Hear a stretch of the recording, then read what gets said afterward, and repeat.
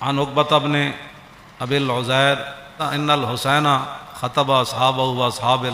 واصحاب الحر بالبیدۃ۔ عقبہ بن ابی العزار یہ کہتے ہیں کہ مقام بیدہ پر حضرت امام علی مقام امام حسین نے خطبہ دیا اپنے ساتھیوں کو بھی، اور حر جو یزیدی فوج کے سپس بعد میں پھر امام علی مقام کے ساتھ بھی آ گئے، پھر حضرت حر بن گئے۔ آپ نے خطبہ دیا مقام بیدہ پر، فرمایا فحمد اللہ واثنا علیہ،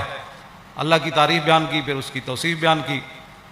فقال ایھا الناس ان رسول اللہ صلی اللہ تعالیٰ علیہ وسلم قال، فرمایا میں نے اپنے نانا جان کو فرماتے ہوئے سنا، مر رہا منکم سلطانا جائرا، کہ تم میں سے کوئی آدمی ظالم بادشاہ کا زمانہ پائے۔ یہاں تو ظالم کہنا بھی کہتے ہیں جی آپ نے ظالم کہہ دیا۔ مر رہا منکم سلطانا جائرا، تم میں سے کوئی آدمی ایسے بادشاہ کا زمانہ پائے، جائر جو ظالم بادشاہ ہو، مستحلا لحرم اللہ، جو اللہ تعالیٰ کی حرام کردہ چیزوں کو حلال کر رہا ہو، ناقصا لعہد اللہ، وہ اللہ کے ساتھ عہد و پیمان کر کے پھر اس کو توڑ رہا ہو۔ کلمہ پڑھنے کے بعد تو پھر نگاہ اور بندے کا رخ اور بندے کی ساری باتیں پھر ادھر ہی ہونی چاہیے۔ لو جی، مر رہا منکم سلطانا، اے مولا حسین دا خطبہ ہے،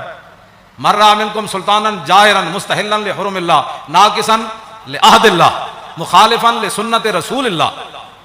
اور یعمل فی عباد اللہ بالاسم والعدوان۔